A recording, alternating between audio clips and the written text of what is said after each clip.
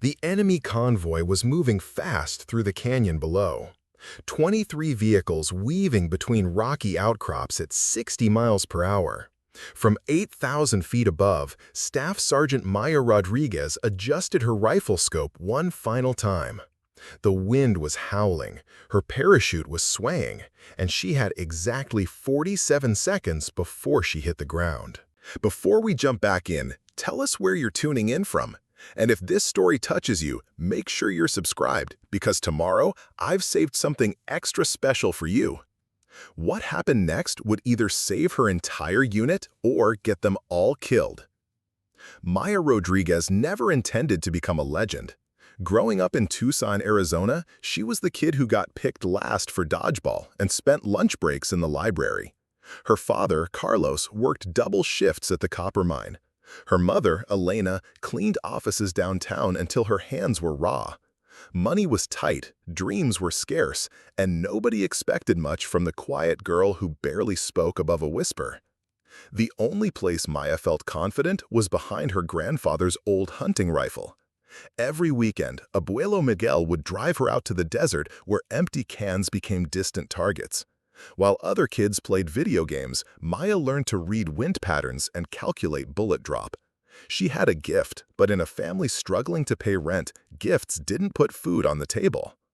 When Maya turned 18, the military recruiter painted a picture of steady pay, college benefits, and purpose. Her parents saw financial stability. Maya saw an escape from a town where nothing ever changed. 3 months later, she was standing at attention in basic training at Fort Benning, Georgia, discovering that the Army had very different plans for quiet girls who could shoot. Drill Sergeant Patterson noticed her marksmanship scores first. Perfect bullseyes during qualification rounds. Consistent groupings that made seasoned instructors pause and check their scopes. But when Patterson recommended her for sniper school, Maya felt her stomach drop. She'd joined to serve her country, not to kill people from a distance. "I'm not sure I'm cut out for that, Sergeant," Maya had whispered after formation. Patterson's weathered face cracked into what might have been a smile. "Rodriguez, half the soldiers in this army think they're killers but couldn't hit a barn from inside it. You've got the gift, but more importantly, you've got the restraint. That's what makes a real sniper." Sniper school at Fort Moore was unlike anything Maya had experienced. The physical demands were brutal, crawling through swamps for hours without being detected, remaining motionless in 100-degree heat while insects feasted on exposed skin, memorizing wind charts and ballistic tables until she dreamed in mathematical equations. But the psychological training was harder. They taught her to become invisible, to think like prey and predator simultaneously, to make impossible shots under impossible conditions. Maya discovered muscles she never knew existed and pushed through mental barriers she'd built over 18 years of playing small. For the first time in her life, she wasn't just good at something, she was exceptional. Her instructors began calling her Lucky Shot Rodriguez after she consistently hit targets other students couldn't even see. During one exercise, she tagged a moving target at 1,200 meters in crosswinds that had veteran snipers shaking their heads. During another, she remained undetected for 36 hours while observers walked within feet of her position. "It's not luck," insisted Instructor Warrant Officer Jennifer Hayes during Maya's final evaluation. "She reads conditions like she's having a conversation with the wind. I've never seen natural instincts like this." But Maya still struggled with the weight of what she was training to do. Late at night in the barracks, while other students slept, she'd stare at the ceiling wondering if she was becoming someone her family would recognize. The girl who'd once cried over a dead bird was learning to put crosshairs on human targets. Everything changed during her first deployment to Afghanistan. Maya's unit, the 82nd Airborne Division's 2nd Battalion, was stationed at Forward Operating Base Wolverine in Kandahar Province. The base was a collection of concrete barriers and prefab buildings surrounded by endless brown mountains and the constant threat of Taliban attacks. For 3 months, Maya served as an overwatch sniper, providing cover for convoy operations and base security. She'd taken several shots at distant targets, Taliban fighters setting up ambushes or planting IEDs, but always from static positions with plenty of time to line up shots. Her accuracy was noted in after-action reports, but she remained just another good soldier doing her job. That changed on October 15th, when intelligence intercepted communications about a major Taliban offensive planned for the following morning. A high-value target named Omar Rashidi was coordinating a three-pronged attack designed to overrun FOB Wolverine and capture American soldiers for propaganda purposes. Major Sandra Blackwood called an emergency briefing at 300 hours. The situation was desperate. Taliban forces were already moving into position in 3 separate valleys. Traditional air support was limited due to heavy cloud cover, and ground reinforcements were 12 hours away. The base's 847 soldiers were about to face over 2,000 enemy fighters in a coordinated assault. We need to disrupt their command and control before they reach firing positions, Major Blackwood explained to the assembled Special Operations team. Rashidi is moving with a convoy of 23 vehicles through Devil's Canyon at 800 hours. If we can eliminate him and his key lieutenants, we can break their coordination and buy time for reinforcements. The problem was Devil's Canyon, a narrow gorge with steep walls that offered perfect protection from conventional airstrikes but also made ground-based sniper positions impossible. The Taliban had chosen their route specifically because it seemed impervious to American long-range capabilities. Captain David Morrison, the Special Operations Commander, studied satellite imagery with growing frustration. Every angle showed the same problem. No clear sightlines from surrounding ridges, and any ground team would be detected long before reaching effective range. "What about a halo insertion?" suggested Lieutenant Sarah Chen, the team's intelligence officer. Halo, high-altitude low opening, was a specialized parachuting technique used to insert troops behind enemy lines. Jumpers would exit aircraft at extremely high altitudes, free fall for extended periods to avoid radar detection, then deploy parachutes at the last possible moment. Captain Morrison shook his head. "Timeline's too tight. By the time we get boots on ground and move into position, the convoy will be through the canyon and setting up for the assault." Maya had been sitting silently in the back of the briefing room, studying the tactical maps and satellite photos. Something about the canyon's geometry triggered memories from sniper school, specifically advanced shooting techniques they'd practiced but never expected to use in combat. "Sir," Maya spoke up, her voice barely audible over the base generator's constant hum. Captain Morrison looked up from his maps. "Yes, Rodriguez." "What if the sniper didn't land before engaging? What if the shots were taken during the descent?" The room fell silent. Maya could feel every eye focused on her as she stood and approached the tactical display. "The convoy will be moving through this section here," she pointed to a narrow stretch of canyon floor. "If someone jumped from 15,000 feet and delayed chute deployment until 3,000 feet, they'd have approximately 40 seconds of freefall directly above the target area." Lieutenant Chen was already running calculations on her tablet. The convoy's moving at roughly 60 miles per hour. At that altitude, with standard wind conditions, you'd need to lead targets by 17 to 23 meters depending on vehicle position and speed, Maya finished quietly. Captain Morrison stared at her like she'd just suggested flying to the moon. "Rodriguez, are you seriously proposing to engage multiple moving targets while in freefall?" "Not multiple targets, sir, specific targets. Rashidi's command vehicle will be in the center of the convoy for protection. If I can identify and eliminate the 3 key vehicles, command, communications, and weapons coordination, the remaining fighters lose their tactical advantage." Major Blackwood had been listening intently. Now she stepped forward, her expression grave. "Sergeant Rodriguez, what you're describing has never been attempted in combat. The technical challenges alone. I know it sounds impossible, ma'am, but the alternative is losing this base and everyone in it. I can make those shots." The room erupted in overlapping conversations. Some officers dismissed the idea as suicide. Others pointed out the complete lack of precedent. But Captain Morrison was studying Maya with the calculating look of a commander weighing desperate options against impossible odds. "How confident are you in your ability to execute this, Rodriguez?" Maya thought about her grandfather's desert lessons, the countless hours of training, the natural gift that instructors insisted wasn't luck. She thought about her parents working double shifts, and the soldiers sleeping in bunks around the base who were counting on someone to find a solution. "I can do it, sir. I know I can do it." The final decision belonged to Major Blackwood. As base commander, she could authorize the mission or order conventional defensive preparations. She looked around the room at her assembled officers, then back at Maya. "If this fails, Rodriguez, you die, and we still face the full assault at 0800. If we don't try, ma'am, 847 soldiers are counting on defensive positions against overwhelming odds. At least this way, we're taking the fight to them." Major Blackwood nodded slowly. "Prep for immediate deployment. We'll have one aircraft, one parachute, and one chance to change the outcome of this battle."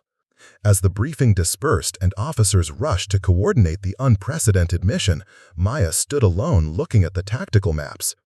In 6 hours, she would either validate years of training and natural ability, or prove that some things really were just impossible. The quiet girl from Tucson, who'd once been afraid of her own shadow, was about to attempt something that would redefine the boundaries of combat marksmanship forever. Preparing and narrating this story took us a lot of time, so if you are enjoying it, subscribe to our channel. It means a lot to us. Now, back to the story. The pre-dawn darkness of October 16th felt different at FOB Wolverine. While most soldiers prepared defensive positions and checked ammunition supplies, Maya Rodriguez stood in the armory selecting equipment for a mission that existed nowhere in any military manual. Technical Sergeant Marcus Washington, the base's senior weapons specialist, had been working through the night modifying Maya's standard-issue M24 rifle. The challenge wasn't just accuracy, it was physics. At terminal velocity, a human body falls at roughly 120 miles per hour while spinning and buffeted by wind currents. Firing a precision rifle under those conditions required equipment modifications that bordered on experimental. "I've reinforced the bipod mounts and added gyroscopic stabilizers to the scope housing," Washington explained, his calloused hands moving over the weapon with surgical precision. "The real problem is going to be your shooting platform. Every movement you make will translate into scope drift." Maya lifted the modified rifle, feeling its familiar weight. 3 pounds heavier than standard due to the stabilization equipment, but perfectly balanced. She'd practiced with it for 2 hours in the base's makeshift shooting range, adjusting to the new feel and modified trigger sensitivity. "What about ammunition selection?" she asked, checking the specially prepared rounds Washington had arranged in precise rows. "Match-grade boat-tail hollow points. They'll maintain stability better in the crosswinds you'll encounter at altitude." "But Maya," Washington paused, his weathered face showing concern. "These calculations assume perfect conditions. Wind shear, thermal updrafts, target movement variations, any of those factors could turn a perfect shot into a complete miss." Captain Morrison entered the armory carrying a tablet displaying real-time intelligence updates. "We've got confirmation on the convoy composition. 23 vehicles total. Rashidi is traveling in a modified Toyota Hilux, white with blue racing stripes, positioned as the 12th vehicle in formation. His communications specialist Abdullah Nazir is in Vehicle 9, and weapons coordinator Hassan Qureshi is in Vehicle 15. Maya studied the photographs and vehicle specifications on Morrison's tablet. Each target represented a different challenge. The command vehicle would be heavily armored with reinforced glass. The communications truck carried multiple antenna arrays that could interfere with her scope's range-finding systems. The weapons coordination vehicle was a converted pickup truck carrying rocket-propelled grenades that could explode if struck improperly. "What's our latest intelligence on their timeline?" Maya asked, memorizing each vehicle's distinctive features. "The convoy departed their staging area 40 minutes ago. They're maintaining 60 miles per hour average speed through mountain roads. Weather conditions at altitude show moderate crosswinds from the southwest at 15 knots, with potential thermal updrafts as morning temperatures rise." Lieutenant Chen appeared in the doorway, her face flushed from running. "Aircraft's ready for departure. Pilot Captain Rebecca Torres has plotted the approach route to minimize radar exposure." You'll exit at 15,000 feet, which gives you approximately 90 seconds of freefall before mandatory chute deployment. The mathematics were unforgiving. 90 seconds to identify, acquire, and engage 3 specific targets, moving at highway speeds through a narrow canyon while Maya herself fell at terminal velocity. Even with her modified equipment and years of training, the margin for error was essentially zero. Maya began the ritual of gear preparation that every soldier knew by heart, but this time each item carried extraordinary significance. Her main parachute was packed with precision by Sergeant First Class Angela Martinez, the base's master rigger. The reserve chute had been inspected 3 times. Her helmet-mounted camera would record everything for post-mission analysis, assuming there was anyone left to analyze it. Rodriguez, Major Blackwood, entered the armory with the measured stride of a commander who'd made peace with sending soldiers into impossible situations. Final weather update shows conditions deteriorating. The cloud ceiling is dropping and wind speeds are increasing. We can abort and go with conventional defensive preparations. Maya looked around the armory at the faces of soldiers who'd become her family over the past year. Washington, who'd modified her rifle knowing the technical challenges were nearly impossible. Chen, who'd run probability calculations that showed success rates below 10%. Morrison, who'd approved a mission that violated every principle of tactical planning he'd learned in 20 years of service. Ma'am, conventional defense means we're reacting to their timeline and fighting on their terms. This mission puts us on offense and disrupts their coordination before they can establish firing positions. The risk is mine alone. Major Blackwood nodded slowly. Then, God help us all, because in 2 hours, you're either going to save this base or we're going to lose our best sniper attempting the impossible. The walk to the flight line felt surreal. Dawn was still 2 hours away, but the base hummed with activity as 847 soldiers preparing for battle. Some called out encouragement as Maya passed. Others simply nodded with the grim understanding that they might never see her again. She carried her modified rifle in a specialized case designed to protect the scope during freefall. Her parachute rig checked and double-checked by Martinez. Captain Torres was already running pre-flight checks on the C-130 aircraft that would deliver Maya to her jump point. A veteran pilot with over 3,000 hours of combat flight time, Torres had flown special operations insertions throughout Afghanistan, but never anything like this. "We'll approach from the northeast to stay below Taliban radar coverage," Torres explained as they walked around the aircraft. "Flight time to the target is 37 minutes. I'll give you a 10-minute warning, then final countdown for exit. Wind conditions at altitude are manageable now, but that could change." Maya climbed into the aircraft's cargo bay, which had been stripped of unnecessary equipment to reduce weight.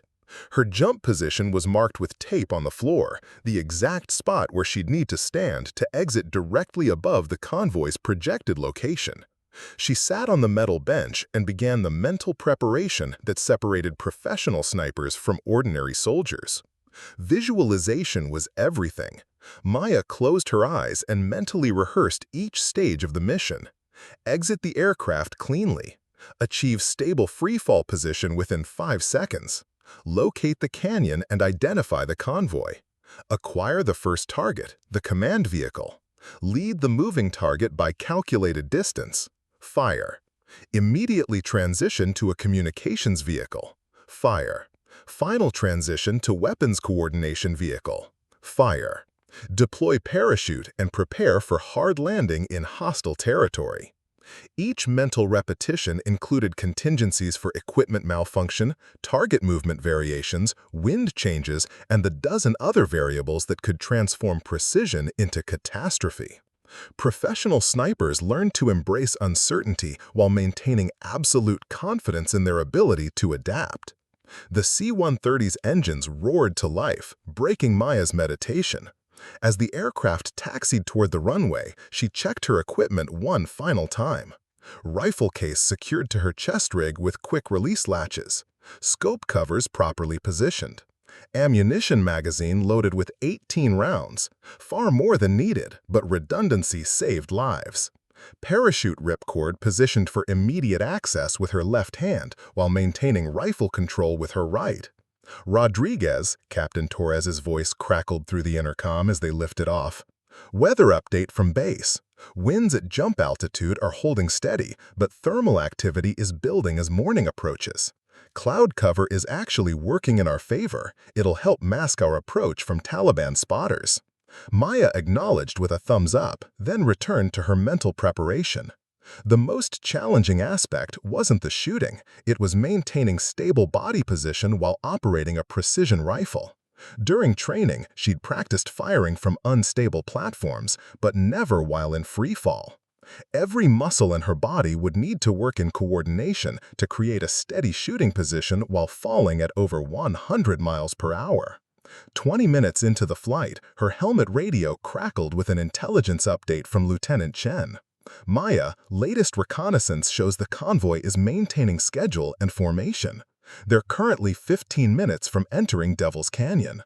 Weather conditions at ground level show clear skies with good visibility. Maya began final equipment checks. Her altimeter was calibrated to local barometric pressure. Her backup altimeter showed identical readings. The modified rifle scope had been zeroed for the specific ammunition Washington had prepared. Her parachute deployment handle moved smoothly through its full range of motion. 10 minutes to target, Captain Torres announced. Weather conditions are holding steady. Taliban radio chatter indicates they have no awareness of our aircraft. You're going to have a complete tactical surprise. Maya stood and moved to the aircraft's side door, which Torres would open for her exit. She could feel the C-130 climbing to jump altitude, her ears popping from the pressure changes. At 15,000 feet, the temperature would be well below freezing. Her specially designed jumpsuit included heating elements to prevent muscle stiffness that could affect shooting precision. The canyon appeared below them as a dark gash in the mountain terrain. Even from this altitude, Maya could see vehicle lights moving through the narrow passage like a string of fireflies. 23 vehicles in formation, maintaining perfect spacing for mutual protection. In 6 minutes, those lights would represent specific human targets that she would engage with lethal precision. 5 minutes, Torres announced. I'm beginning the approach run. Wind conditions are optimal. This is as good as it gets. Maya attached her rifle case to her chest harness and performed final safety checks. Her reserve parachute was properly positioned. Her main chute deployment handle was easily accessible. The altimeter on her wrist glowed with digital readings, showing altitude, descent rate, and time remaining until mandatory deployment. The side door opened with a mechanical rumble, instantly filling the cargo bay with freezing air and engine noise. Maya moved to the exit position and looked down at the canyon 15,000 feet below. Somewhere in that darkness, Taliban fighters were preparing for what they believe would be a successful assault on an American base. They had no idea that a quiet girl from Tucson was about to demonstrate why American snipers were the most feared soldiers in the world. 2 minutes, Torres called. Convoy is entering the optimal engagement zone. Weather conditions are holding steady. Maya, you are cleared for mission execution when ready. Maya gripped her rifle case and stepped to the edge of eternity. 3 targets, 40 seconds of freefall. The fate of 847 American soldiers depending on precision that had never been attempted in combat conditions. She thought briefly of her parents in Tucson, her grandfather who'd taught her to read desert winds, and the drill sergeant who'd recognized her potential. 1 minute. The target convoy is in position. All systems are gone. Maya took a deep breath of the thin, freezing air and focused her mind on the task ahead. In 60 seconds, she would either achieve something that would redefine the boundaries of military marksmanship or prove that some missions truly were impossible. The countdown began. Go! Go! Go! Maya Rodriguez stepped into the void. The first sensation was absolute silence. The roar of the C-130's engines vanished instantly, replaced by the whisper of wind against her jumpsuit.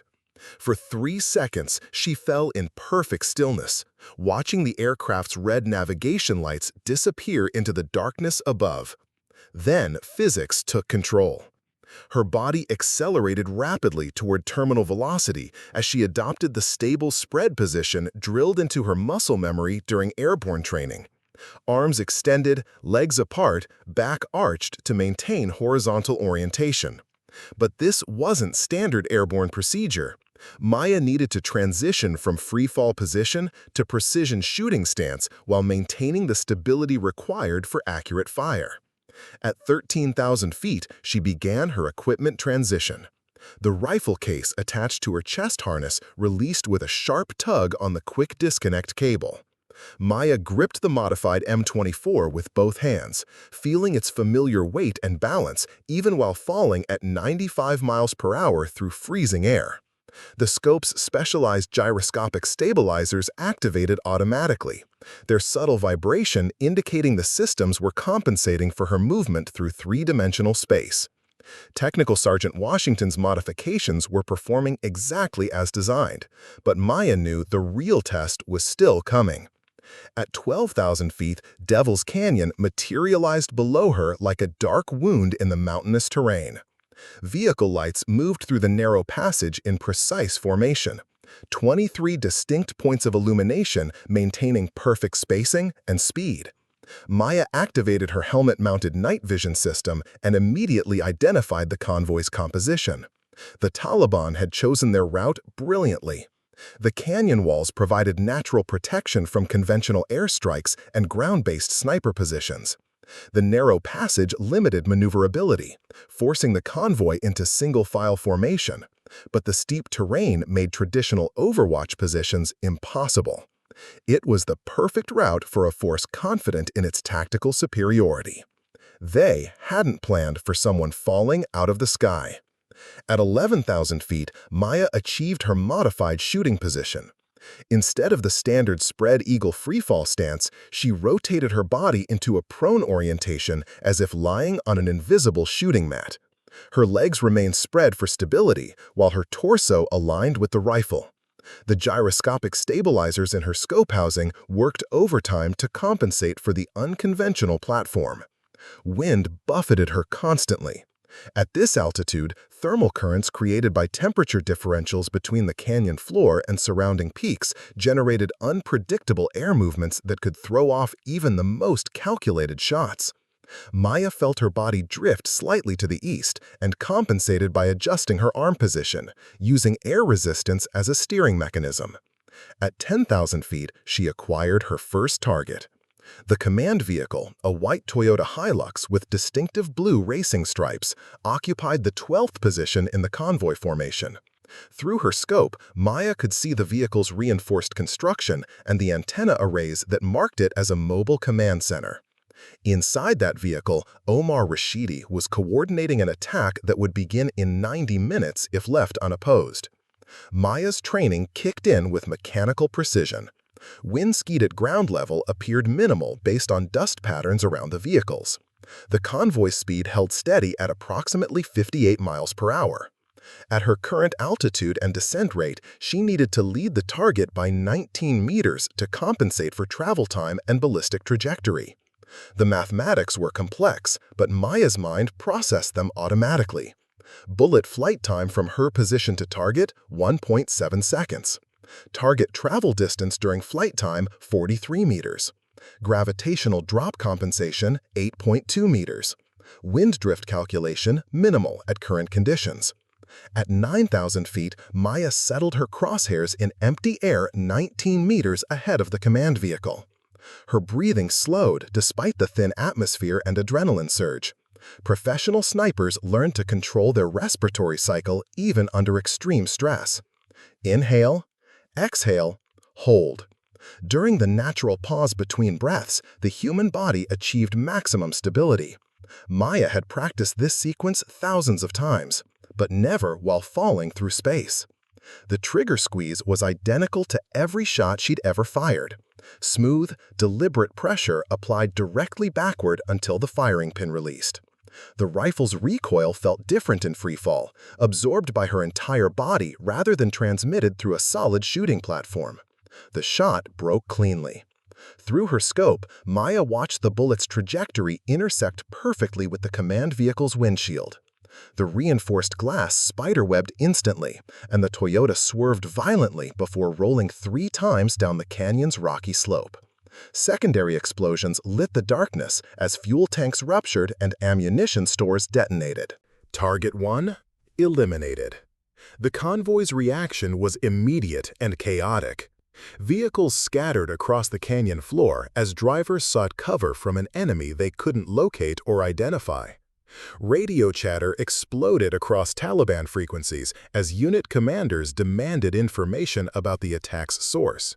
Some vehicles stopped completely, while others accelerated desperately toward the canyon exit. At 8,000 feet, Maya acquired her second target. The communications vehicle, a converted pickup truck bristling with radio antennas and satellite equipment, had stopped near a large boulder, its crew attempting to establish contact with other Taliban units. Abdullah Nazir, the communications specialist coordinating the three-pronged assault, was undoubtedly inside, trying to re-establish command and control after losing Rashidi. But the stationary target presented different challenges. Maya's descent continued at maximum velocity, changing her angle of attack with each passing second. The scope's gyroscopic stabilizers recalibrated continuously, but she could feel the system approaching its operational limits. Maya adjusted her body position slightly, using her legs as rudders to correct for wind drift that was pushing her south of the optimal firing position. The movement destabilized her temporarily, and precious seconds passed while she reacquired the target through her scope. The communications truck remained stationary behind its boulder shelter, diesel engine running, antenna arrays rotating as the crew searched for signals from other units. Maya could see figures moving inside the vehicle's cab, at least 3 Taliban fighters attempting to coordinate a response to an attack they couldn't understand. At 7,500 feet, she lined up her second shot. The stationary target required different calculations. No lead compensation for vehicle movement, but the changing angle of attack as she fell created a moving target scenario in reverse. Maya needed to account for her own movement rather than the target's, a complex calculation she'd never attempted in training. Wind conditions remained stable, but thermal updrafts from the canyon floor created slight turbulence that affected her scope picture. The gyroscopic stabilizers were working perfectly, but Maya could feel the mechanical limits of her modified equipment. Washington's modifications were performing beyond design specifications, but physics had absolute boundaries. Maya held her breath and applied pressure to the trigger. The second shot broke cleanly, and she watched through her scope as the bullet struck the communications vehicle's engine block. The truck erupted in flames as electrical systems shorted and fuel lines ruptured. The explosion was smaller than the command vehicle, but equally effective. Taliban communications capabilities for the entire operation had just been eliminated. Target 2 eliminated. At 6,500 feet, chaos ruled the canyon floor. The remaining convoy vehicles scattered in all directions as Taliban fighters abandoned their disciplined formation and sought individual survival. Some drivers pushed their vehicles to maximum speed, desperate to escape an invisible enemy. Others stopped completely and took defensive positions behind rocks and abandoned vehicles. Radio discipline collapsed as unit commanders screamed conflicting orders across damaged communication networks. Maya acquired her third and final target through the scope, the weapons coordination vehicle carrying Hassan Qureshi and the rocket-propelled grenades that would spearhead the assault on FOB Wolverine. But this target was moving erratically at high speed, weaving between canyon obstacles as its driver attempting evasive maneuvers. The pickup truck accelerated and decelerated randomly, making lead calculations nearly impossible. Worse, the vehicle carried explosive ordnance that could detonate sympathetically if struck incorrectly. At 6,000 feet, Maya had less than 30 seconds before mandatory parachute deployment. She tracked the weapons vehicle through her scope as it careened between boulders and abandoned Taliban vehicles. The truck's erratic movement pattern showed a driver in full panic, but the evasive maneuvers were actually making accurate engagement more difficult. Maya needed to time her shot for a moment when the vehicle's movement became predictable. The truck emerged from behind a large rock formation and accelerated down a straight section of canyon floor. For approximately 8 seconds, its path would be linear and its speed consistent. Maya had one opportunity to eliminate the final target before deploying her parachute and ending the engagement phase. At 5,500 feet, she calculated her final shot. The moving target required maximum lead compensation, 23 meters ahead of the vehicle's current position. Wind conditions had remained stable throughout the engagement, but thermal effects were increasing as morning approached. Maya's scope showed the truck moving at approximately 65 miles per hour down the straight canyon section. She held her breath and applied steady pressure to the trigger. The third shot broke perfectly, and Maya watched as her bullet intercepted the weapons vehicle exactly as calculated. The pickup truck erupted in a massive fireball as rocket-propelled grenades and ammunition stores detonated simultaneously. The explosion lit the entire canyon and sent shockwaves bouncing off the rocky walls. Target 3 eliminated.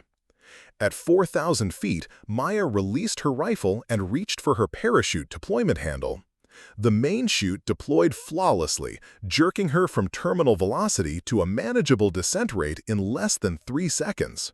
The sudden deceleration was violent, but her harness distributed the forces properly and she maintained consciousness.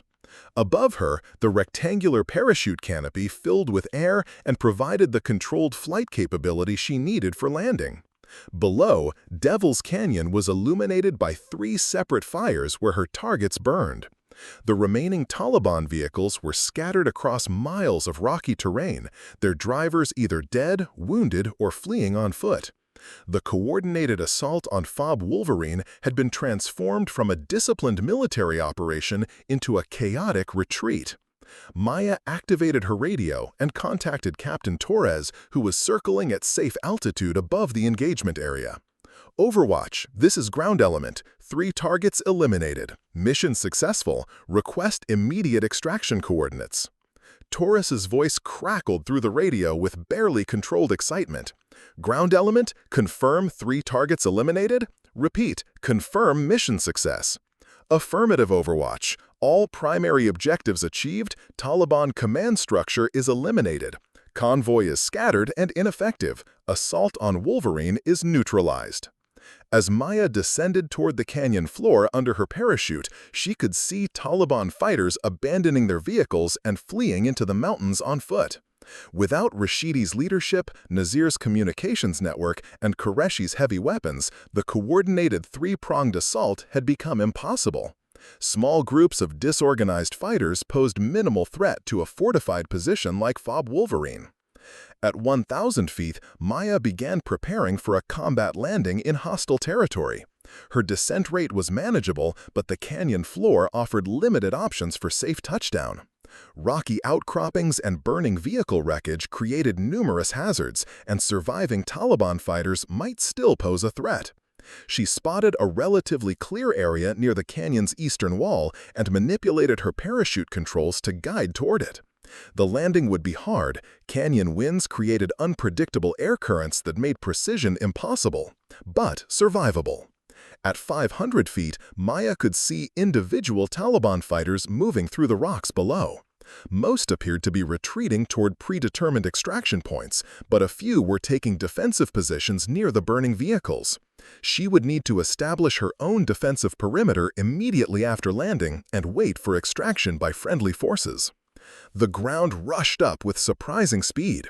Maya executed a textbook parachute landing fall, rolling to distribute impact forces across her body rather than concentrating them on her legs and spine. She hit hard but stayed conscious and immediately began collapsing her parachute to prevent it from dragging her across the rocky terrain. Within 30 seconds of touchdown, Maya had established a defensive position behind a large boulder and was scanning the area for threats through her backup sidearm. The canyon echoed with distant gunfire as Taliban survivors engaged in disorganized skirmishes, but none seemed focused on her location. Her mission radio crackled with transmissions from FOB Wolverine as base personnel monitored the situation through drone surveillance and intercepted Taliban communications. The coordinated assault scheduled for 0800 hours had been completely disrupted. Enemy forces were retreating in small groups rather than massing for attack. Staff Sergeant Maya Rodriguez had accomplished something that military historians would study for decades. She had single-handedly prevented a major enemy offensive by achieving 3 precision kills while in freefall from 15,000 feet. But her mission wasn't complete until she returned safely to friendly lines. Maya crouched behind the boulder as dawn began painting the eastern canyon walls with pale orange light. The acrid smoke from 3 burning vehicles drifted across the rocky terrain, mixing the smell of diesel fuel with something darker that she tried not to identify. Her modified rifle was gone, dropped during parachute deployment as planned, but her sidearm remained ready while she waited for extraction. The Taliban fighters were learning what American commanders had suspected for months. Losing command structure in the middle of an operation was catastrophic. Without Rashidi coordinating movements, Nazir managing communications, and Qureshi directing heavy weapons deployment, the scattered survivors had no tactical coherence. Maya monitored their radio frequencies through her helmet system, listening to increasingly desperate calls for guidance that would never come. 20 minutes after touchdown, her extraction team made contact. "Ghost Rider, this is Rescue 7, crackled through her headset. "We have a visual on your position. Prepare for immediate extraction. Heavy enemy activity detected moving toward your location from the north." Maya looked up to see 2 UH-60 Blackhawk helicopters approaching from opposite directions. The lead aircraft carried the extraction team, while the second provided close air support with door-mounted machine guns. Captain Morrison's voice came through on the command frequency, confirming that both helicopters were crewed by pilots from the 160th Special Operations Aviation Regiment, the best helicopter crews in the American military. "Rodriguez, this is Morrison. Outstanding work down there. Intelligence estimates you've disrupted coordinated assault involving over 2,000 enemy fighters. How to copy?" Maya keyed her radio while scanning the canyon floor for movement. "Copy all, sir. 3 primary targets confirmed eliminated. Remaining enemy forces are scattered and retreating in small groups. No organized resistance observed." But even as she spoke, Maya noticed activity among the rocks approximately 400 meters to her north. A group of Taliban fighters, at least 8 individuals based on muzzle flashes, had established defensive positions and were engaging the approaching helicopters with small arms fire. These weren't panicked survivors fleeing the scene. They were disciplined fighters attempting to prevent American extraction of the sniper who had destroyed their operation. "Rescue 7, be advised of hostile contact north of the landing zone. Multiple enemy positions engaging with small arms." The lead Blackhawks pilot, Chief Warrant Officer Daniel Kim, acknowledged while maneuvering his aircraft to avoid incoming fire. "Copy hostile contact. Rescue 7-2, engage northern positions while I extract the package." The second helicopter immediately opened fire with its door-mounted M240 machine guns, sending streams of tracer rounds into the rocky positions where Taliban fighters had taken cover. The return fire intensified as more enemy soldiers moved into engagement range, determined to prevent Maya's escape. "Rescue 7, be advised of hostile contact north of the landing zone. Multiple enemy positions engaging with small arms." The lead Blackhawks pilot, Chief Warrant Officer Daniel Kim, acknowledged while maneuvering his aircraft to avoid incoming fire. "Copy hostile contact. Rescue 7-2, engage northern positions while I extract the package." The second helicopter immediately opened fire with its door-mounted M240 machine guns, sending streams of tracer rounds into the rocky positions where Taliban fighters had taken cover. The return fire intensified as more enemy soldiers moved into engagement range, determined to prevent Maya's escape. "Rescue 7, be advised of hostile contact north of the landing zone. Multiple enemy positions engaging with small arms." The lead Blackhawks pilot, Chief Warrant Officer Daniel Kim, acknowledged while maneuvering his aircraft to avoid incoming fire. "Copy hostile contact. Rescue 7-2, engage northern positions while I extract the package." The second helicopter immediately opened fire with its door-mounted M240 machine guns, sending streams of tracer rounds into the rocky positions where Taliban fighters had taken cover. The return fire intensified as more enemy soldiers moved into engagement range, determined to prevent Maya's escape. What followed was a 15-minute running firefight that demonstrated why helicopter extractions in hostile territory ranked among the most dangerous operations in modern warfare. Chief Kim brought his Black Hawk down in a whirlwind of rotor wash and flying debris while his door gunners provided suppressive fire.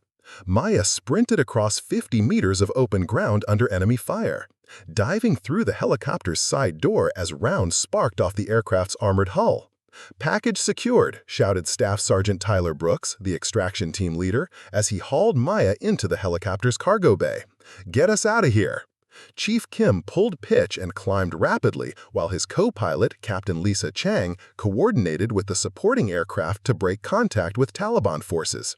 The second helicopter continued engaging enemy positions until both helicopters were safely outside small arms range.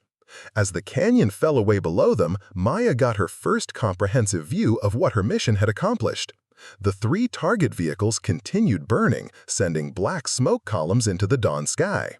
Abandoned Taliban vehicles were scattered across miles of terrain where disciplined convoy formation had dissolved into chaos. Small groups of fighters moved through the rocks like ants from a disturbed hill. But their purposeful advance towards FOB Wolverine had been transformed into a disorganized retreat.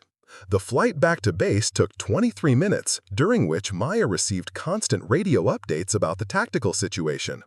Taliban radio intercepts confirmed that surviving unit commanders were calling off the planned assault and ordering general withdrawal from the area. Without their key leadership and coordination capabilities, the three-pronged attack had become impossible to execute. Major Blackwood's voice crackled through the command frequency with barely controlled relief. "All units, this is Wolverine Base. Intelligence confirms enemy forces are withdrawing from all approach vectors. Stand down from Decon 1 and return to normal security posture. Outstanding work, everyone." Maya closed her eyes and allowed exhaustion to wash over her. The adrenaline surge that had sustained her through the mission was fading, replaced by the bone-deep fatigue that followed extreme stress.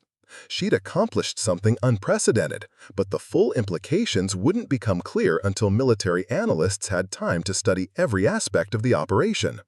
FOB Wolverine appeared ahead of them as the sun climbed higher above the mountains. The base looked different in daylight, less forbidding, more like the temporary home it had become for 847 American soldiers who would now survive to see their families again. Maya could see personnel moving around the defensive positions they'd manned through the night, preparing for an assault that would never come. Chief Kim set his Black Hawk down on the base's landing pad with practiced precision. Before the rotor stopped turning, Maya was surrounded by soldiers who'd monitored her mission through radio transmissions and drone surveillance. Technical Sergeant Washington waited with tools to examine her recovered equipment. Lieutenant Chem carried a tablet displaying Taliban radio intercepts and intelligence updates. Captain Morrison stood with a satellite phone connected directly to Special Operations Command headquarters. But it was Major Blackwood who reached Maya first, her expression mixing profound relief with professional admiration. "Rodriguez, what you accomplished this morning will be studied at military academies for the next 50 years. 3 precision kills while in freefall? It's never been done before. And frankly, most experts would have said it was impossible." Was apparently the first person in military history to successfully engage multiple targets while parachuting into combat. The debriefing process began immediately. Maya spent 4 hours in the base's operations center, providing detailed accounts of every aspect of her mission to a growing audience of officers, intelligence specialists, and technical experts. Her helmet camera had recorded the entire engagement sequence, providing unprecedented documentation of aerial precision shooting techniques. Colonel James Patterson, the Regional Special Operations Commander, arrived by helicopter that afternoon to personally conduct the mission analysis. A 28-year veteran with combat experience spanning 3 wars, Patterson had seen every type of military operation imaginable. But Maya's accomplishment represented something entirely new. The tactical implications are staggering, Patterson explained during the formal debriefing. We've just proven that properly trained snipers can engage high-value targets in previously secure areas. Enemy forces will need to completely rethink their movement patterns and protection protocols. The technical aspects fascinated the assembled experts even more than the tactical ones. Washington's equipment modifications had performed flawlessly under conditions that exceeded every design parameter. The gyroscopic stabilizers had compensated for movement and vibration that would have made conventional scopes useless. Maya's shooting platform, a prone firing position maintained during freefall, had proven stable enough for precision work despite violating basic principles of ballistics. The mathematics alone are extraordinary, commented Dr. Sarah Hendricks, a ballistics specialist flown in from Aberdeen Proving Ground. Compensating for target movement, projectile trajectory, and shooter displacement while falling at terminal velocity requires calculations that most people couldn't perform with computers, much less in real time under combat stress.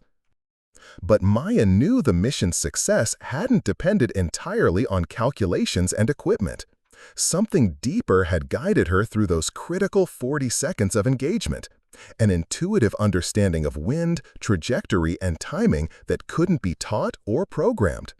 Her grandfather's desert lessons about reading natural signs had somehow translated into combat capabilities that military science was only beginning to understand.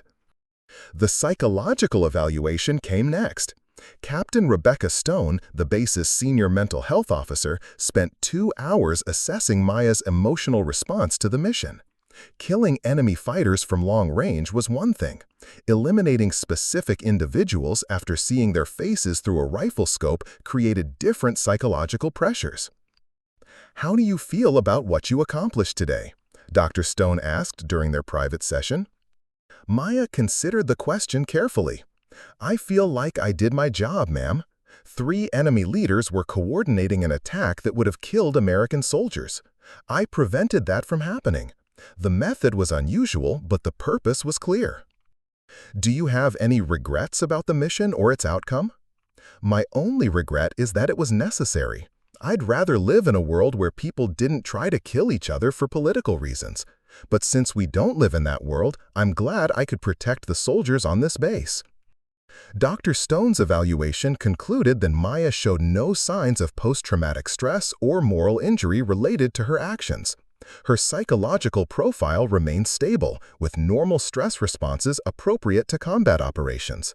The mission's success hadn't changed her fundamental personality or created unrealistic expectations about future operations. The media attention began 48 hours later, when Pentagon officials decided Maya's story could be shared without compromising operational security. Military reporters arrived at FOB Wolverine to interview the soldier who'd accomplished something that sounded more like fiction than military history. "How did you know you could make those shots?" asked Jennifer Martinez from Stars and Stripes military newspaper. Maya thought about her grandfather teaching her to read desert winds, about drill instructors who'd recognized her natural talent, about Technical Sergeant Washington who'd believed his modifications would work under impossible conditions. "I had good training, good equipment, and good support from my team. Sometimes all the pieces come together in ways that surprise everyone, including the person pulling the trigger." "What's next for you professionally? Will you attempt similar missions in the future?" "I'm a soldier, ma'am. I'll do whatever missions my commanders assign, using whatever tactics and techniques give us the best chance of success. Yesterday's mission was unique, but every mission has its own challenges." The interviews continued for 3 days as Maya's story spread through military and civilian media outlets. Headlines ranged from factual, "Sniper eliminates 3 targets during combat jump," to sensational, "Sky Warrior saves base with impossible shots." But Maya noticed that most accounts focused on the technical achievement rather than its strategic implications. What the media missed was how fundamentally her mission had changed asymmetric warfare calculations. Enemy forces could no longer assume that narrow terrain features provided absolute protection from American snipers. High-value targets traveling in seemingly secure areas were now vulnerable to engagement from directions they'd never considered. The psychological impact on Taliban leadership would influence their operational planning for years. Colonel Patterson returned to FOB Wolverine 1 week later with new orders that would define Maya's future military career. Rodriguez, Special Operations Command wants you to develop a training program for aerial precision shooting. You'll work with our best instructors to create doctrine and techniques that other snipers can learn. What you accomplished was extraordinary, but we need to determine if it's reproducible. Maya accepted the assignment, knowing it would transform her from operational sniper to instructor and innovator. She'd spend the next 2 years developing training protocols, testing equipment modifications, and teaching carefully selected snipers how to engage targets while in freefall. Not every soldier would master the techniques. The physical and mental requirements were exceptional, but enough would succeed to create an entirely new capability for American Special Operations Forces. The quiet girl from Tucson who joined the Army to escape a town where nothing ever changed had inadvertently revolutionized modern warfare. Her 3 shots in Devil's Canyon would influence military tactics, equipment development, and strategic planning for decades. But Maya Rodriguez remained focused on simpler objectives, protecting American soldiers and serving her country with the unusual talents she'd discovered within herself. Years later, military historians would debate whether Maya's mission represented extraordinary individual achievement or inevitable technological progress. The truth was probably both, a unique convergence of human capability, technical innovation, and tactical necessity that produced results nobody had thought possible. But in the immediate aftermath, as FOB Wolverine returned to normal operations and Maya prepared for her new role as an instructor, the most important outcome was simpler. 847 American soldiers would return safely to their families because one person had refused to accept that some missions were impossible. 3 months after Devil's Canyon, Maya Rodriguez stood in front of 12 elite snipers at the Special Operations Training Facility in North Carolina. The classified complex, hidden deep within Fort Liberty's restricted zones, housed the military's most advanced marksmanship programs. These weren't ordinary soldiers. Each man had already completed multiple combat deployments and demonstrated exceptional shooting abilities under extreme conditions. But none had ever attempted to fire a precision rifle while falling through the sky. The human body reaches terminal velocity at approximately 120 miles per hour, Maya explained, gesturing toward a detailed diagram showing ballistic trajectories. At that speed, traditional shooting stances become impossible. Everything you've learned about stable firing platforms goes out the window. Master Sergeant Kevin Thompson, a veteran sniper with 6 combat tours, raised his hand. Sergeant Rodriguez, with respect, most of us have been shooting professionally for over a decade. The physics you're describing sound more like suicide than tactics. Maya had heard similar skepticism from every class she'd taught. These were accomplished professionals who'd built their reputations on proven techniques and reliable equipment. The idea of abandoning everything they knew about precision shooting seemed to violate basic logic. Thompson, I understand your concern. 6 months ago, I would have said the same thing. But warfare evolves, and enemy tactics adapt faster than our traditional responses. We need capabilities that give us advantages in situations where conventional approaches fail. She activated a video screen showing helmet camera footage from her Devil's Canyon mission. The assembled snipers watched in silence as Maya's scope tracked moving targets while she fell at terminal velocity. Each shot seemed to defy basic principles of marksmanship, but the results were undeniable. The key isn't abandoning fundamental shooting skills, Maya continued. It's adapting them to an unconventional platform. Your breathing techniques remain the same. Trigger control is identical. Target acquisition and tracking follow established principles. The difference is learning to use your entire body as a stabilizing system. Staff Sergeant Monica Chen, one of only 3 female snipers selected for the program, studied the ballistic calculations displayed on Maya's whiteboard. What about equipment modifications? Standard scopes can't compensate for this level of platform movement. Maya walked to the equipment table where Technical Sergeant Washington had arranged the specialized gear required for aerial precision shooting. The modified rifles looked similar to standard sniper weapons, but closer inspection revealed extensive internal changes. Washington has developed gyroscopic stabilization systems that mount directly to the scope housing, Maya explained, lifting one of the modified weapons. The system uses accelerometers and micromotors to compensate for movement in all three axes. It's not magic, it's engineering applied to an unconventional problem. Washington stepped forward to explain the technical details. The stabilization system adds 18 ounces to overall weapon weight, but provides stability equivalent to a solid shooting bench while the operator is in freefall. Battery life supports 45 minutes of continuous operation, which covers any reasonable mission profile. The training program Maya had developed consisted of 3 phases, each building progressively toward the ultimate goal of engaging targets while parachuting. Phase 1 focused on shooting from unstable platforms, suspended platforms that swayed and rotated while students attempted precision fire. Phase 2 introduced movement scenarios, where snipers engaged targets while rappelling or climbing.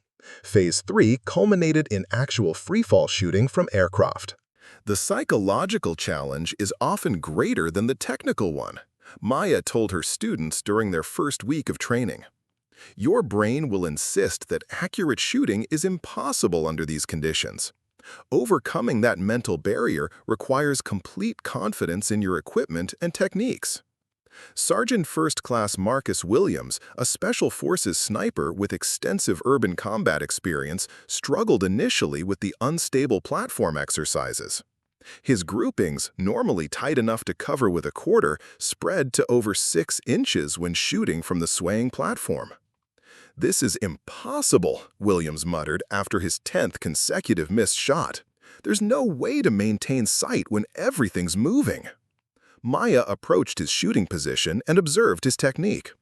Williams was fighting the platform's movement instead of working with it, tensing his muscles in an attempt to force stability that couldn't be achieved through strength alone. Williams stopped trying to control the movement and start predicting it. Every platform has rhythm and patterns. Learn to fire during the natural pause points. She demonstrated by taking his position on the swaying platform. Instead of fighting the motion, Maya moved with it, timing her shots for the brief moments when the platform's momentum carried it through stable positions. Her grouping tightened immediately to within 2 inches. "It's like shooting while walking," Maya explained. "You don't try to stop walking, you time your shots for when your natural gait creates stability." The breakthrough came during Williams's 4th day of training. Something clicked as he learned to read the platform's movement patterns and anticipate the timing. His shots began finding the target with increasing consistency, and his confidence grew with each successful engagement. "I get it now," Williams said, studying his improved grouping. "It's not about eliminating movement, it's about understanding movement and working within it." Similar breakthroughs occurred with each student as they progressed through Maya's carefully designed curriculum. Some adapted quickly to the unconventional techniques, while others required weeks of intensive practice. But every sniper eventually achieved proficiency levels that would have seemed impossible when training began. The most challenging aspect wasn't the shooting itself. It was learning to transition between different types of targets while maintaining freefall position. During her Devil's Canyon mission, Maya had engaged 3 stationary and moving targets within 40 seconds. Students needed to master similar rapid target transitions while falling at terminal velocity. Target prioritization becomes critical when engagement time is limited, Maya taught during advanced classes. You can't spend 20 seconds lining up a perfect shot when you only have 30 seconds total before parachute deployment. Every second counts. She introduced rapid engagement drills that simulated the time pressure of actual missions. Students learned to acquire targets quickly, calculate lead angles almost instinctively, and transition between multiple objectives without losing precious seconds to hesitation or second-guessing. Sergeant Chen proved exceptionally talented at rapid target transitions. Her background in competitive shooting had developed hand-eye coordination and target acquisition speed that translated perfectly to aerial precision work. During one exercise, she engaged 5 targets in 28 seconds while maintaining a stable freefall position. "Chen, that's the fastest target transition sequence we've recorded," Maya noted while reviewing the exercise footage. "Your natural timing and spatial awareness are exceptional." The psychological aspects of the training proved as important as the technical skills. Jumping from aircraft at 15,000 feet while carrying precision weapons created stress levels that could affect performance dramatically. Students learned relaxation techniques, visualization exercises, and mental rehearsal methods to maintain focus under extreme conditions. Dr. Patricia Kane, the program's sports psychologist, worked with each student individually to develop mental preparation routines. "The mind-body connection is crucial for precision work," Dr. Kane explained. "Physical stress affects fine motor control, which directly impacts shooting accuracy. Learning to manage stress responses is as important as learning to shoot." Maya incorporated meditation and breathing exercises into daily training routines. Students spent 30 minutes each morning practicing relaxation techniques that would help them maintain calm focus during actual missions. The exercises seemed simple, but their impact on performance was measurable. "Mental preparation isn't just New Age philosophy," Maya told their classes. "It's practical training that directly affects mission success. A calm mind makes better decisions and steadier shots." The first live-fire aircraft exercises took place 6 weeks into the program. Students would exit aircraft at 8,000 feet, lower than operational altitude, but sufficient for initial training, and engage practice targets on a specially prepared range. No live enemies, no tactical pressure, just the fundamental challenge of shooting accurately while in freefall. Williams volunteered for the first aircraft exercise, despite his initial struggles with unstable platform shooting. His confidence had grown throughout the training program, and he wanted to test his skills under actual freefall conditions. Remember your breathing techniques, Maya advised as Williams prepared for his jump. Trust your equipment and execute your training. Everything you've practiced applies here. Williams's first aerial engagement was successful but imperfect. He hit 2 of 3 practice targets during his 40-second freefall window, missing the third shot due to equipment handling issues rather than marksmanship problems. His debriefing revealed areas for improvement, but proved that the techniques were teachable and reproducible. "The difference between training and actual freefall is mental," Williams reported after his jump. "Everything works exactly as practiced, but the psychological impact of falling through space is intense. You have to trust your training completely." Each student progressed through aircraft exercises with increasing complexity. Practice targets became smaller and more challenging. Engagement windows shortened to simulate operational time constraints. Weather conditions varied to test performance under different atmospheric situations. By the end of 12 weeks, all 12 students had achieved basic proficiency in aerial precision shooting. 7 demonstrated advanced capabilities suitable for operational missions. 3 showed exceptional talent that rivaled Maya's own natural abilities. The program's success led to expansion requests from other military branches. Navy SEALs wanted maritime versions of the training for ship-based operations. Air Force pararescue teams saw applications for combat search and rescue missions. Army Rangers requested integration with their specialized assault tactics. What we've accomplished here proves that supposedly impossible techniques can become routine through proper training and equipment, Maya reported to Colonel Patterson during the program's final evaluation. "The limiting factor isn't human capability, it's imagination and willingness to challenge conventional assumptions." Colonel Patterson reviewed performance statistics that showed remarkable progress across all students.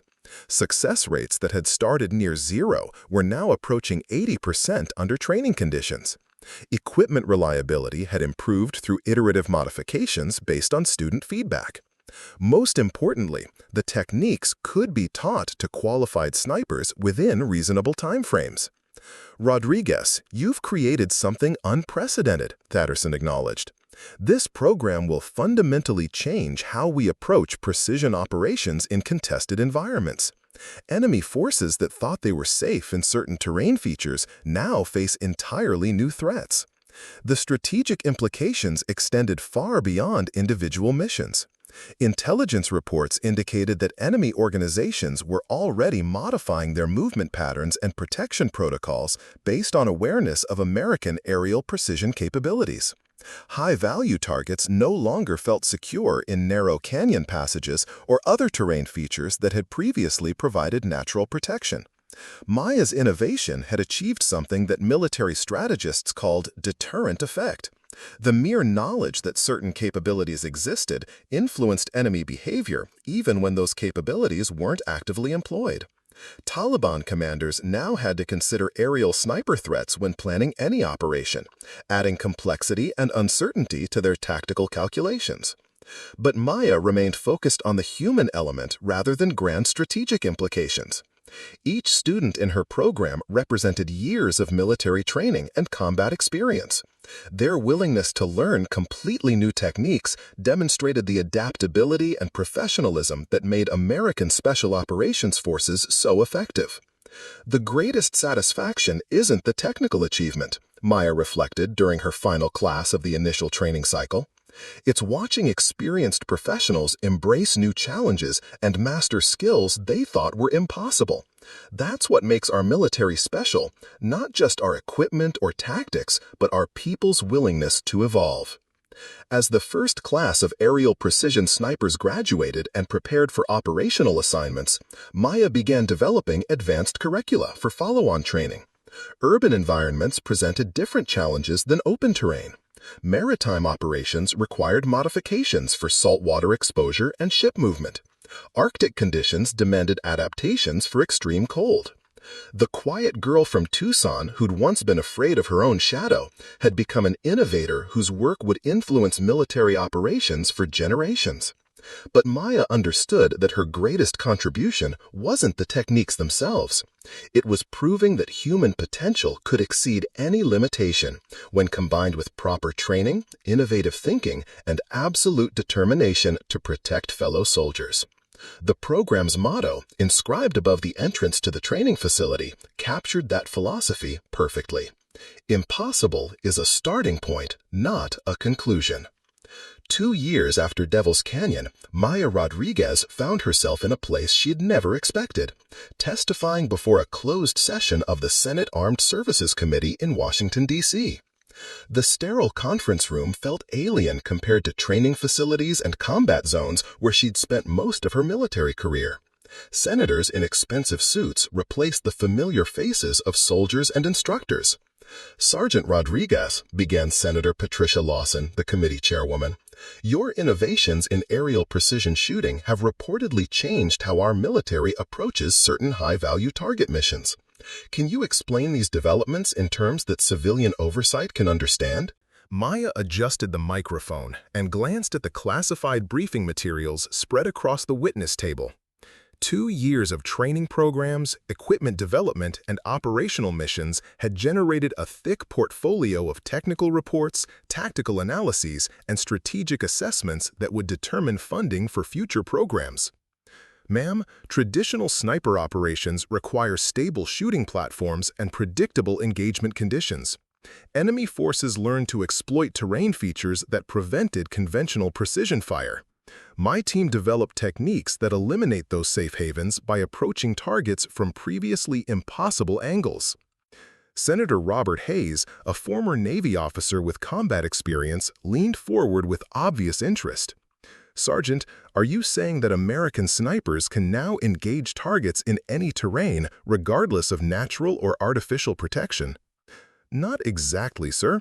Physical laws still apply, and every mission has unique challenges. But we've expanded the envelope of possible engagement scenarios significantly. Enemy commanders can no longer assume that certain locations provide absolute immunity from precision fire. The committee's questions revealed how Maya's work had influenced discussions at the highest levels of military planning. Budget allocations, strategic doctrine, and international treaty negotiations all reflected the new capabilities her training programs had created. What began as a desperate improvisation during one mission had evolved into systematic changes across multiple military branches. General Frank Morrison, chairman of the Joint Chiefs of Staff, presented classified statistics showing the program's operational impact. 12 successful missions using aerial precision techniques in 3 different theaters of operation. Enemy tactical modifications documented through intercepted communications. Strategic deterrent effects measured by changes in high-value target movement patterns. The ROI on Sergeant Rodriguez's innovations has exceeded every projection, General Morrison reported to the committee. Training costs are minimal compared to the operational advantages gained. Equipment modifications are being integrated into standard sniper weapon systems. Most importantly, we've created capabilities that our adversaries cannot duplicate or counter effectively. But Maya's testimony focused on aspects that statistics couldn't capture, the human element that made extraordinary achievements possible, the importance of supporting innovation even when ideas seemed impossible, the necessity of preparing soldiers for challenges that didn't exist in current doctrine. Senators, the most valuable lesson isn't technical, Maya explained. It's recognizing that human potential exceeds any limitation we impose through conventional thinking. Every soldier has capabilities they haven't discovered yet. Our job is creating environments where those capabilities can emerge. Senator Elizabeth Chen asked about the psychological screening process for aerial precision training. Sergeant Rodriguez, what qualities distinguish soldiers who can master these techniques from those who cannot? Maya considered the question carefully, thinking about the hundreds of students who'd attempted the program over 2 years. Success patterns had emerged, but they weren't always predictable based on conventional military metrics. The most important quality isn't physical skill or technical knowledge, ma'am, it's adaptability. Students who succeed are willing to abandon preconceptions about what's possible and embrace completely new approaches. They trust the process even when their instincts say it won't work. The committee's classified briefing included footage from recent operational missions that demonstrated how aerial precision techniques had evolved since Devil's Canyon. Students trained by Maya were now engaging targets in urban environments, maritime settings, and Arctic conditions. Each environment presented unique challenges that required adaptations of basic techniques. Master Sergeant Chen, Maya's star student from the original training class, had recently completed a mission in Syria that eliminated 3 terrorist leaders during a single freefall engagement. Her success rate approached Maya's own performance levels, proving that the techniques are reliably teachable to properly selected personnel. Chen represents the 2nd generation of aerial precision snipers, Maya told the committee. She's developed refinements and innovations that improve on my original methods. The program is evolving beyond what any single person could achieve. The hearing's classified portions addressed strategic implications that couldn't be discussed in public forums. Enemy responses to American aerial precision capabilities. Allied interest in training partnerships. Technology transfer considerations for friendly nations. Budget requirements for expanding programs across all military branches. Senator Lawson's final questions concerned Maya's personal plans and the program's future leadership structure. Sergeant Rodriguez, you've created something unprecedented in military history. What are your intentions regarding continued service and program development? Maya had wrestled with that question for months. Promotion opportunities would move her away from hands-on training and operational missions. Staff positions offered greater influence over strategic planning but less direct contact with students and equipment development. She'd also received offers from defense contractors seeking to commercialize the technologies her program had developed. Ma'am, my commitment is to ensure these capabilities remain available to American forces and continue evolving to meet future challenges. Whether that's through continued military service, research positions, or other roles depends on where I can contribute most effectively. The committee session concluded with commitments for continued funding and expansion of aerial precision training programs. Maya's innovations would become permanent fixtures in American military doctrine, with training facilities established at multiple bases and equipment modifications standardized across sniper weapon systems. But the hearing's most significant outcome was classified authorization for international training partnerships. Allied nations with advanced special operations capabilities would send personnel to learn aerial precision techniques, creating a network of friendly forces capable of employing these methods in coalition operations. Following her Washington testimony, Maya returned to Fort Liberty to find her program undergoing its largest expansion yet. Construction crews were building dedicated aircraft facilities and specialized training ranges. Equipment laboratories buzzed with engineers developing next-generation stabilization systems and ballistic computers. The small experimental program had grown into a major military institution. Colonel Patterson, now promoted to Brigadier General and commanding the Special Operations Training Command, briefed Maya on development timelines that extended 5 years into the future. Urban warfare adaptations, maritime applications for Navy SEALs, integration with Air Force Special Operations, international training partnerships with British SAS, Australian SASR, and Canadian JTF-2. "Rodriguez, you've created something that will outlive both of our careers," Patterson observed while reviewing expansion plans. 20 years from now, aerial precision techniques will be as routine as current sniper methods. The soldiers learning these skills won't even realize how revolutionary they once seemed. Maya appreciated the general's perspective but remained focused on immediate challenges. Each new environment and mission type required careful adaptation of basic techniques. Urban operations involved considerations for civilian populations and collateral damage. Maritime missions dealt with salt air corrosion and ship movement. Arctic conditions demanded equipment modifications for extreme cold. The international training partnerships proved especially rewarding. Maya worked with British SAS snipers whose traditional methods differed significantly from American approaches, but whose professionalism and adaptability impressed everyone involved. Australian SASR personnel brought desert warfare experience that refined techniques for arid environments. Canadian JTF-2 operators contributed Arctic warfare expertise that expanded operational parameters. Working with international partners validates the universal applicability of these techniques, Maya noted in her quarterly report. Physics and ballistics work the same way regardless of nationality. Professional soldiers worldwide can master aerial precision methods when properly trained. The program's success attracted attention from unexpected quarters. NASA engineers studying human performance under stress visited to observe training methods. Olympic shooting coaches consulted on precision techniques under pressure. Medical researchers investigated physiological responses to extreme operational conditions. Dr. Sarah Kim, a biomechanics researcher from Stanford University, spent 3 months studying how students adapted to aerial precision training. Her findings revealed measurable changes in brain function and motor coordination that occurred as soldiers mastered unconventional shooting techniques. "The neuroplasticity demonstrated by your students is remarkable," Dr. Kim reported. "Their brains literally rewire themselves to process spatial information and motor coordination in new ways. What you're teaching changes how people think, not just how they shoot." Such research validated Maya's belief that human potential exceeded conventional limitations. Students consistently achieved performance levels that seemed impossible based on traditional marksmanship metrics.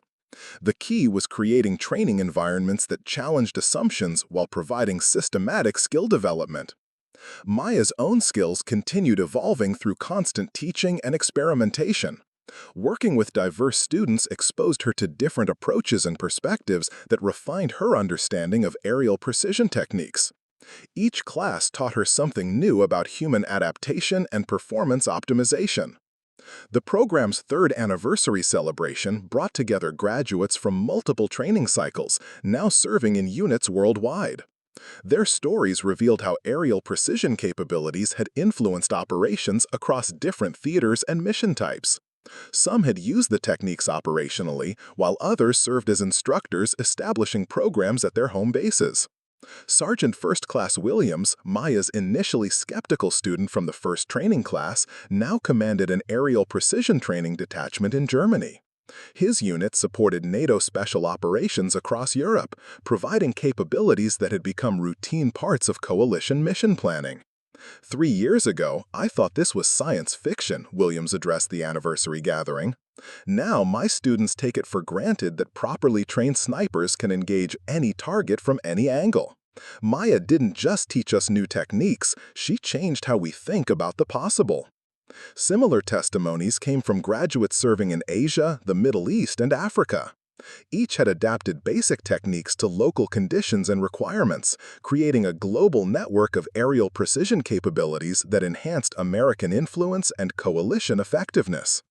The evening's keynote speaker was Lieutenant General Sandra Blackwood, Maya's former base commander at FOB Wolverine, now heading Special Operations Command. Her remarks placed Maya's innovations in historical context while projecting future developments. Military history is shaped by individuals who refuse to accept conventional limitations, General Blackwood observed. Maya Rodriguez joins a select group of innovators whose contributions transcend their original circumstances. Her work will influence military operations for generations. But for Maya, the most meaningful recognition came from handwritten letters sent by soldiers whose lives had been saved by aerial precision capabilities. Mission reports she'd never see described how her techniques had prevented ambushes, eliminated terrorist leaders, and disrupted enemy operations across multiple continents. The letters reminded Maya why she'd joined the military originally, to serve her country and protect fellow soldiers. Everything else, the innovations, recognition, and strategic implications, remained secondary to that fundamental mission. As the anniversary celebration concluded and graduates returned to their worldwide assignments, Maya began planning the next phase of her career. Promotion opportunities would eventually move her away from hands-on training, but she was determined to maintain connection with operational units and continue developing new capabilities. The quiet girl from Tucson who'd once feared her own shadow had become a military innovator whose work influenced global strategic planning. But Maya Rodriguez remained focused on simpler objectives, pushing the boundaries of human potential and ensuring that American soldiers possessed every advantage possible in dangerous situations. Her grandfather's desert lessons about reading natural signs had evolved into systematic training programs that prepared soldiers for challenges that didn't exist when she first learned to shoot. The journey from empty cans in the Arizona desert to classified briefings in Washington demonstrated how individual determination could create capabilities that changed the world. Maya's story was far from over. New challenges awaited as military technology advanced and enemy tactics evolved. But she'd proven that impossible was indeed a starting point rather than a conclusion, a lesson that would guide her through whatever missions lay ahead. 5 years after Devil's Canyon, Maya Rodriguez stood at the edge of a different kind of precipice.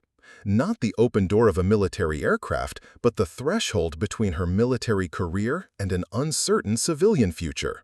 At 28, she held the rank of Master Sergeant and commanded respect from soldiers across multiple continents.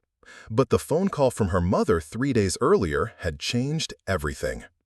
"Mija, your father collapsed at the mine yesterday. The doctors say his lungs are failing. He needs you to come home." Maya stared out the window of her office at Fort Liberty, watching new students practice on the aerial precision training ranges she'd designed. 5 years of innovation had created a permanent legacy, but family obligations demanded immediate attention.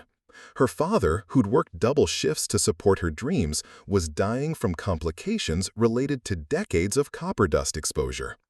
The decision should have been simple: request compassionate leave, return to Tucson, and care for her parents during this crisis. But Maya's departure would disrupt programs that directly impacted American military operations worldwide. 300 students annually received training that gave them capabilities no other military possessed. Equipment development projects worth millions of dollars depended on her technical expertise. Colonel Jennifer Hayes, now commanding the Special Operations Training Facility, understood Maya's dilemma better than most officers. Hayes had spent her own career balancing military obligations with family responsibilities, often choosing duty over personal needs. "Rodriguez, your father raised a daughter who revolutionized modern warfare. I think he'd understand whatever decision you make," Hayes said during their private meeting. "But remember that service takes many forms. Sometimes the most important mission is being present for the people who made your achievements possible." Maya's students offered different perspectives. Many had made similar choices during their careers, prioritizing military obligations over family needs. Their experiences revealed the long-term costs of always choosing duty over personal relationships. Sergeant Major Jessica Torres, one of Maya's most successful graduates, shared her own story during an impromptu counseling session. "I missed my daughter's high school graduation for a deployment that could have been handled by someone else. She's 23 now, and our relationship still hasn't recovered. Maya, you've given the military everything it needs from you. Give your family what they need too." The pressure came from multiple directions. Pentagon officials wanted Maya to accept a promotion to lieutenant colonel and oversee expansion programs across all military branches. Defense contractors offered lucrative consulting positions developing next-generation equipment. Academic institutions proposed research fellowships studying human performance optimization. But Maya's grandfather had taught her to read signs beyond obvious indicators. The important messages often came through subtle changes that others missed entirely. Over the past months, she'd noticed increasing distance from the hands-on training and innovation that originally motivated her. Administrative responsibilities consumed more time than actual teaching. Budget meetings replaced equipment development sessions. "Maybe it's time for the next generation to take over," Maya confided to Technical Sergeant Washington during one of their regular equipment reviews. "The program doesn't need me anymore. It needs fresh perspectives and continued evolution." Washington, who'd become both collaborator and mentor during their years working together, understood the signs Maya was reading. "You know, some of the best innovations come when founders step aside and let their students surpass them. You've built something strong enough to survive without you." The final decision crystallized during a training exercise Maya observed rather than conducted. Master Sergeant Chen, now the program's senior instructor, demonstrated advanced techniques that improved significantly on Maya's original methods. Students achieved performance levels that exceeded even Maya's own capabilities during operational missions. "Chen's innovations are remarkable," Maya noted in her final quarterly report. "She's developed urban engagement techniques that solve problems I never considered. The program's evolution no longer requires my direct involvement. It benefits from my absence as much as my presence." Maya's transition planning took 3 months. Each aspect of her responsibilities required careful transfer to qualified personnel. Equipment development projects moved to Washington's expanded team. International training partnerships transferred to Hayes's command structure. Advanced tactical research shifted to Colonel Patterson's strategic planning office. The formal change of command ceremony felt bittersweet. Maya had never sought recognition or ceremony, but military tradition demanded appropriate acknowledgement of her contributions. Distinguished guests included officers whose careers had been shaped by aerial precision capabilities, students who'd become instructors at bases worldwide, and Pentagon officials who'd witnessed strategic implications of her innovations. General Blackwood delivered the keynote address, placing Maya's achievements in historical context while highlighting their ongoing influence on military operations. Master Sergeant Rodriguez proved that individual creativity and determination can change the fundamental nature of warfare. Her legacy will protect American soldiers and advance American interests for generations. But the most meaningful recognition came from her students. They'd prepared a video compilation featuring testimonials from graduates serving in 23 countries. Each spoke about how Maya's teaching had influenced not just their professional capabilities, but their approach to seemingly impossible challenges in all aspects of life. Maya didn't just teach us to shoot while falling, reflected Captain Morrison, now commanding a special operations unit in the Philippines. She taught us that limitations exist primarily in our minds. That lesson applies to every mission and every problem we encounter. The final ceremony concluded with a presentation of Maya's accumulated decorations and commendations. Distinguished Service Medal for innovations that enhanced national security. Bronze Star with Valor for her original Devil's Canyon mission. Multiple unit citations for training program development. Letters of appreciation from foreign military leaders whose forces had benefited from her international partnerships. Maya accepted each recognition with appropriate military bearing, but her thoughts focused on the journey ahead. Her father's condition had stabilized somewhat, but he needed consistent care that only family could provide. Her mother, now 62, struggled with both emotional stress and financial pressures that Maya's presence could alleviate. Returning to Tucson felt surreal after years in military environments. The desert landscapes remained unchanged, but Maya's perspective had transformed completely. The quiet girl who'd left 8 years earlier had become a confident professional whose innovations influenced global military operations. Yet the essential elements that shaped her character, family loyalty, determination, and willingness to challenge conventional limitations, remained constant. Her parents' modest home looked smaller than memory suggested, but her father's smile when she walked through the door reminded Maya why she'd made the right choice. Carlos Rodriguez might be weakened by illness, but his pride in his daughter's accomplishments lit up his weathered face. "Mija, I saw you on the news talking to those important people in Washington. Your grandfather would have been so proud. You took his desert lessons and used them to protect soldiers all over the world." Maya spent the following weeks establishing routines that balanced her father's medical needs with her mother's emotional support requirements. Physical therapy appointments, medication schedules, insurance paperwork, household maintenance that had been deferred during her father's declining health. The transition from commanding military training programs to managing family crises required different skills, but Maya applied the same systematic approach that had made her innovations successful. Problems were identified, solutions developed, and implementations monitored for effectiveness. Local news outlets discovered Maya's presence and requested interviews about her military career and return to civilian life. She granted limited access, focusing on broader themes rather than classified operational details.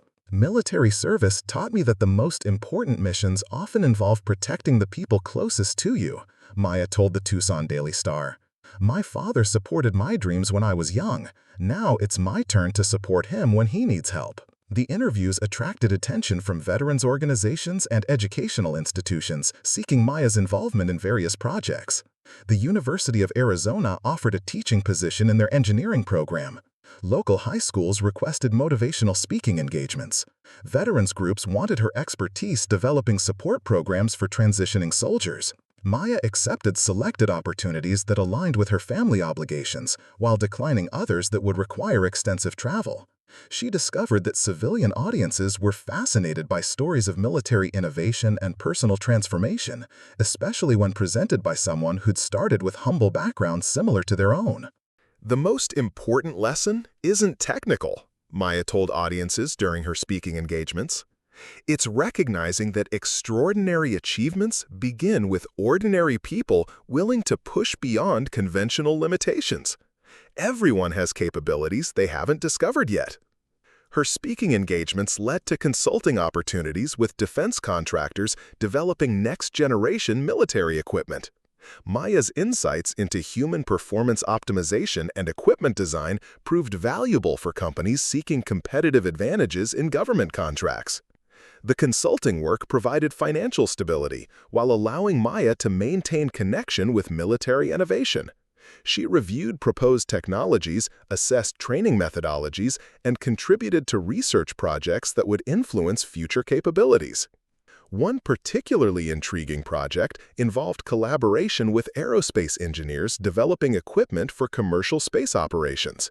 The precision control techniques Maya had developed for aerial shooting translated surprisingly well to challenges faced by astronauts working in zero-gravity environments.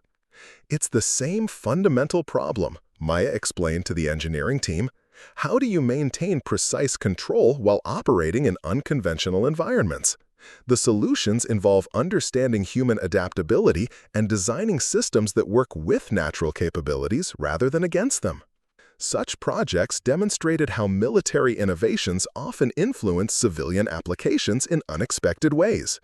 Techniques developed for combat missions found applications in scientific research, commercial operations, and emergency response situations. Maya's consulting work also brought opportunities to mentor young engineers and researchers interested in human performance optimization. Many were recent graduates struggling with the transition from academic theory to practical applications. Maya's experience bridging military requirements with innovative solutions provided valuable guidance. Don't be discouraged when people say your ideas are impossible, Maya advised during mentoring sessions. Most breakthrough innovations start with someone willing to challenge conventional assumptions. Focus on solving problems that matter and develop solutions that work under real-world conditions. 2 years after leaving the military, Maya received unexpected recognition from international sources. The British Royal United Services Institute awarded her their annual Innovation Medal for contributions to special operations capabilities. NATO's Special Operations Command invited her to speak at their annual conference. The International Association of Chiefs of Police requested consultation on tactical innovations for law enforcement applications. Such recognition validated Maya's belief that good ideas transcended organizational boundaries. Techniques developed for military applications often proved valuable for civilian law enforcement, emergency response, and even commercial operations requiring precision work under challenging conditions. But Maya's greatest satisfaction came from watching her former students continue innovating beyond her original contributions. Regular communication with graduates revealed ongoing developments that improved aerial precision techniques while expanding applications to new environments and mission types. Master Sergeant Chen had developed maritime adaptations that allowed precision engagement from moving vessels. Captain Williams created urban warfare modifications that minimized collateral damage while maximizing effectiveness. Lieutenant Torres innovated Arctic techniques that functioned reliably in extreme cold conditions. They've surpassed everything I originally envisioned, Maya reflected during a video conference with Colonel Hayes. The program's continued evolution proves that sustainable innovation requires building systems that improve without constant intervention from their creators. Maya's father passed away peacefully 3 years after her return to Tucson. His final months had been comfortable and dignified, surrounded by family members who could provide the attention and care he deserved. Maya's presence during his declining health had strengthened their relationship and provided closure that might not have been possible if she'd remained focused solely on military obligations. The funeral brought together family, friends, and community members whose lives Carlos Rodriguez had touched during his decades working in the copper mines. Maya delivered the eulogy, speaking about her father's work ethic, integrity, and unwavering support for his daughter's unconventional dreams. My father taught me that real strength comes from supporting others, especially when their goals seem impossible. He worked double shift so I could pursue opportunities he never had.